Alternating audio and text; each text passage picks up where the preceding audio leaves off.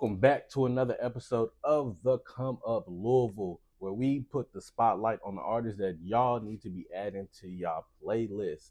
And on today's episode, man, we got Delmar coming to kick it with me today, man. How are you, bro? What's going on, bossman? How you doing? That's good. That's Good to good, see you, man. brother. So, one of my very first questions that I like to ask people is, for those who don't know, who is Delmar and how did Delmar get into music? Absolutely.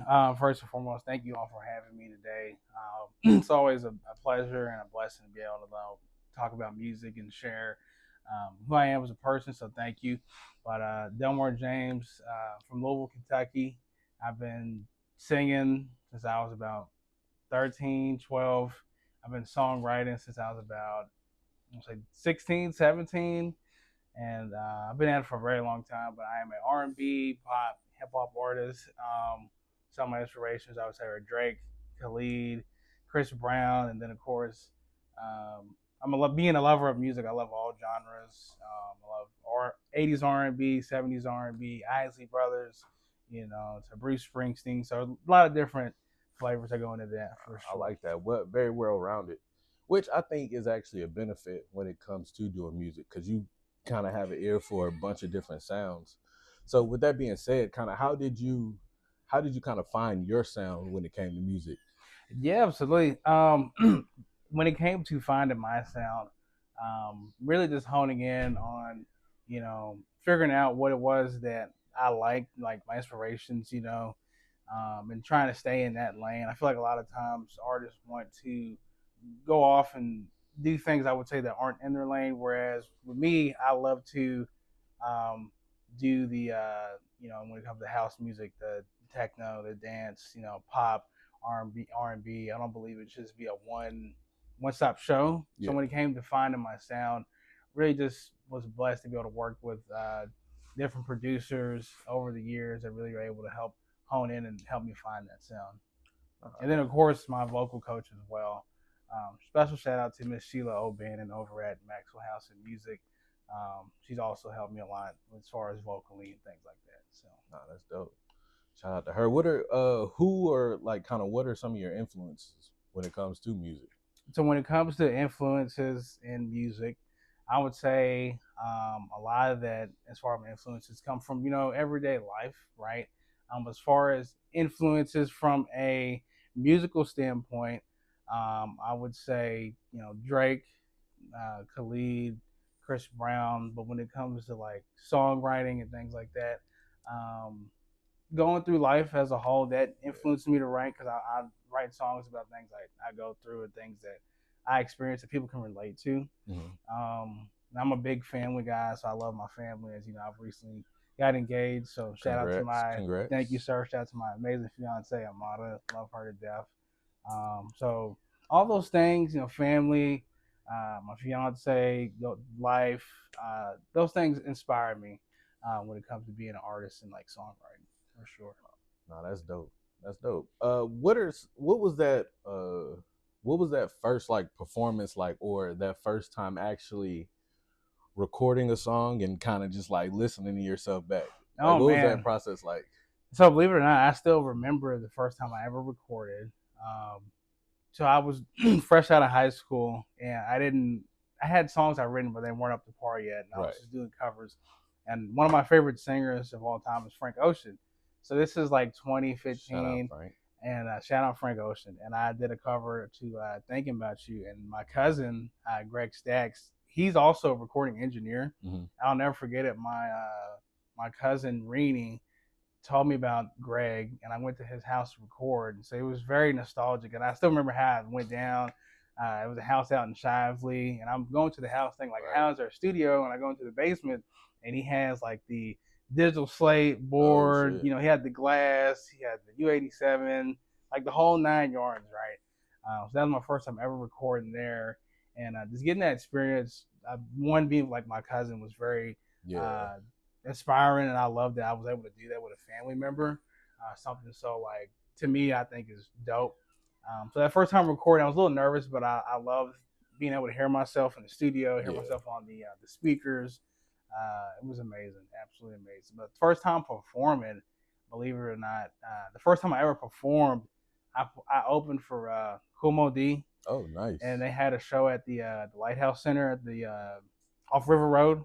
Okay. So my senior year, my mom was working with the guy that was putting on the show. It was Kumo D and a couple other guys there, and I opened for him and I performed like some of my covers. And I still got pictures with them, and it was very, very.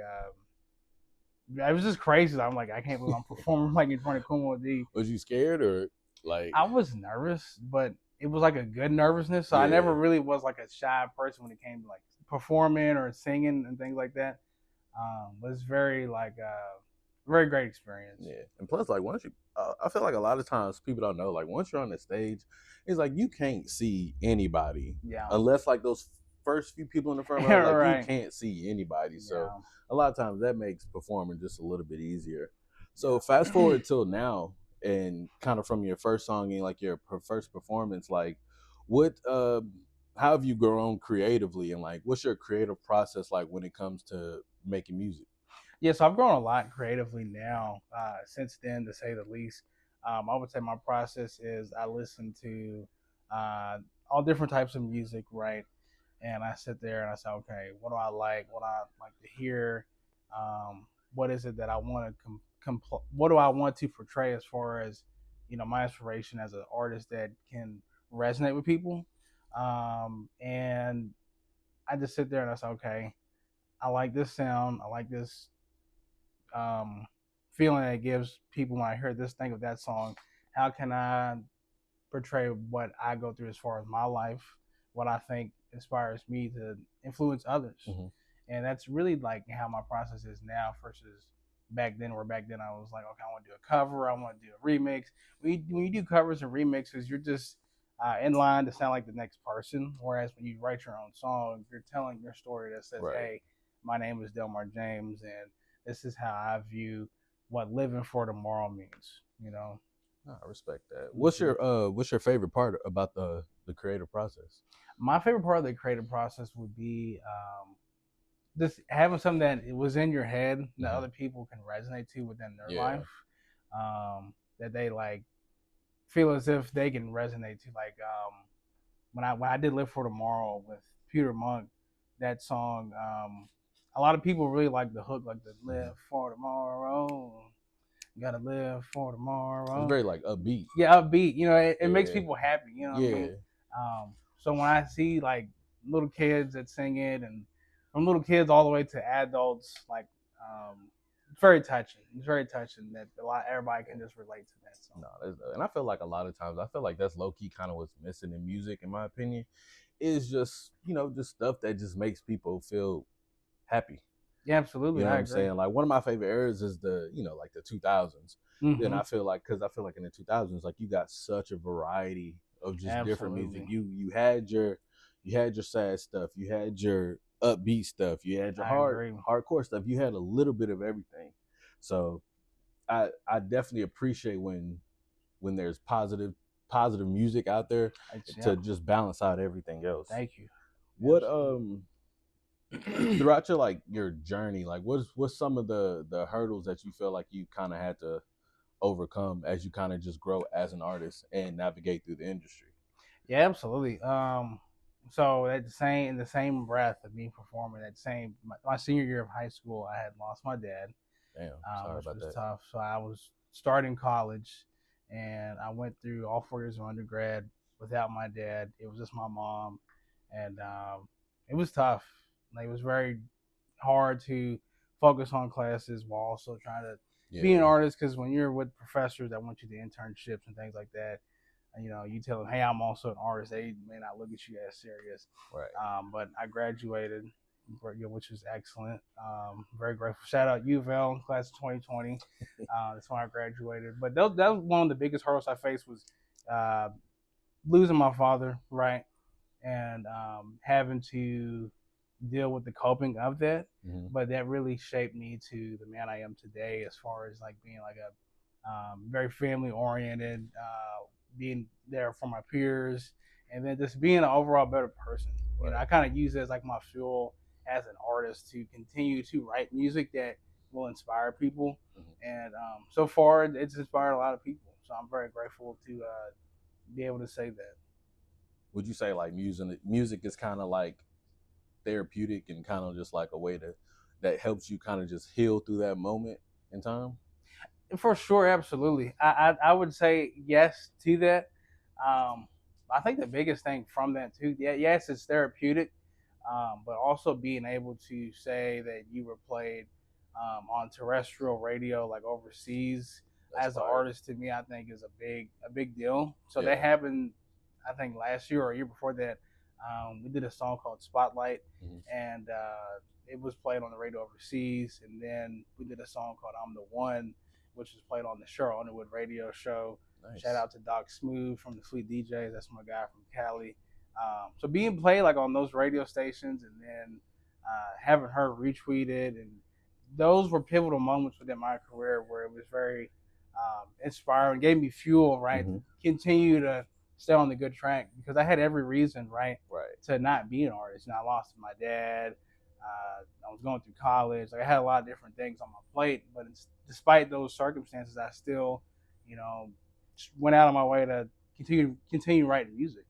And I was able to be played on the radio overseas and here locally and things like that. And it's a blessing. No, that's a lot of respect. I got a Thank lot of you. respect for anybody that can kind of keep keep the hunger and keep the joy in what it is that they love doing, no matter what's going on in the background, and just being able to keep that fire and keep that hunger. So I got a lot of respect for that. Thank you so much. With you said you got to open for Kumo D. If I'm Kumo D. Kumo Yes, D got to get radio play here and overseas. So out of all those, which one would you kind of categorize as your biggest accomplishment, or is there something else that you kind of did that was even I would say right now probably my biggest accomplishment would be the Cheryl Underwood radio placement. So when that happened, I tweeted it whenever they played it, whenever they played on the radio, and she retweeted it, which was crazy. That happened. Being played on the radio overseas, which was really wild. That happened. And then as far as pivotal moments, I would say those are probably my two biggest pivotal moments for sure. Oh, okay. Absolutely. That's dope. Yeah. Then of course I still got goals I want to accomplish, like pop one day performing at like the BET Awards, like a dream I've always had, and performing like the MTV Awards and things like that. So I definitely respect that. So what is one thing that you want people to take away from your music when they listening to it? One takeaway I would want people to take away from my music when they listen to it, that it's real, it's relatable, and that it is music that in some form or fashion you can relate to between any of the 7 songs that I have currently out now. Another major moment I forgot to mention was having my first movie placement. Oh, nice. So I also had my first song in a movie. It was called Envy Leads the Way. It's still out there now. But the ending credits, my song In Your Own World is in the ending credits of the movie. That's fine. And that's huge. Yeah, man. Thank you. That's huge. And when the director messaged me, his name is Vernon Caulfield. He was like, man, I love this record. It's such a great song. And at first, there were some people that thought the song was just okay, Yeah. But the fact that a movie director loved it so much he wanted to put it in his own film, that was another moment. That's probably the biggest moment, actually, that I'm thinking about it. That inspired me the most, because it's like if a movie director resonates with a song that people told me that they may have not liked, when it first came out, it's just like that gave me fuel, to keep writing, basically, for sure. But as far as takeaway from when it comes to the music, I have songs that you can relate to as an artist, whether it be a breakup or missing someone. You just want to be in a happy mood. You want something where you feel as if you're stunting on your haters or whatever. Just all kinds of different things. But that's stuff that people go through on a day-to-day basis. It's life. Yeah. No, that's you absolutely right. And going back to the movie, it really just takes one person to really kind of like what you got going on. Absolutely. Especially if you believe in yourself, if you believe in what you're doing, I feel like somebody else is gonna end up believing in it eventually. Absolutely. And like you said, some people may was like, hey, it's okay, but the right person Yeah. actually liked this, so which put you on a whole different plane. Exactly. So exactly. I respect that. Thank So you. the song Fame Game, did I get that right? Yes, sir. So tell us a little bit about how that song and kind of how that song came about. Yeah, so Fame Game, we wanted to create something that resonated with people as to not giving into the whole ordeal of playing exactly the Fame Game, right? Right. But what that means is, a lot of times people do things for clout, to get on early, right? You know, Fame Game is about being true to yourself. Mm-hmm. Not doing what people want you to do, doing things that matter to you. If you're someone that is a B type personality, then embrace your B type personality. Don't try to switch it up and be a type A personality. Right. That's basically what Fame Game's about. Yeah, just be you. Exactly. The opening line is, the noise will make you deaf. I'm being truer to myself. The noise is, people saying, hey, you need to do this, you need to do that. Right. And we talk about that in the song. So that's what Fame Game is about. I can respect that. I'm gonna put you on the hot seat though. You know what I'm saying? Because I kind of want, I want to get in your mental. I want to see what you like. You know what I'm saying? Outside of your own stuff, I want to see. So, has there ever been a song that you've thought about writing but didn't write and regretted it later? Absolutely, all the time. I mean, I'm an R&B singer, artist, this and that, but I love all genres of music. Like when I seen Key Glock like 2 years ago when he came here, and I remember hearing him perform Major. That's one of my favorite songs. Him and Young Dolph, and it's just like the lyrics is so. When you hear the song, it's such a classic record because he's talking about how his lifestyle is in a way major, right? Right. Great songwriting. But when I think about Dolph's life and Key Glock's life, totally two different entities. But when I think of that, it's just like such a great record. You know what I mean? But that's the thing. It's like they have their own lane and they have their own niche. So it's like if you're not that, stay in your lane. You know what I mean? For sure. But I mean, I'm always open to writing, different types of songs. It could be that. It could be sometimes country. You just do it just cause, bro. Absolutely. And so, hey, yeah, I don't think it may not be a song for me, but it could be a song for someone else. Exactly. You never know. And I also feel like sometimes, I feel like with music, it's a space that allows you to be creative, even though that may not be you to your core. But it's just like I got a couple bars. Let me go ahead and let me play with a little bit. Let me stone on them. I respect it. Absolutely. If you was able to be locked in a studio to create a collab album, similar to Watch the Throne or What a Time to Be Alive, who would that artist be? Ooh, man, a collab album with the artist. Or mixtape. Oh, so this is just one artist or like multiple? One artist. One artist.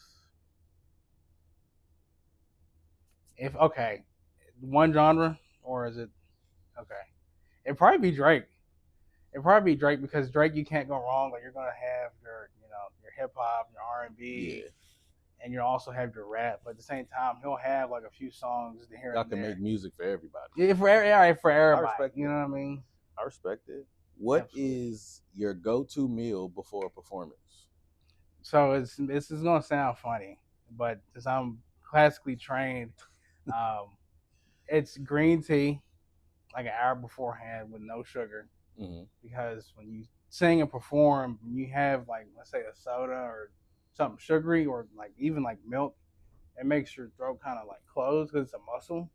So it's like your vocal cords are very tiny, right? So if you drink tea, it allows you to be able to sing and do all these different things with your diaphragm. So honestly, the days I perform, I'll try to eat like 2 hours beforehand, something light, maybe like a sandwich. Right.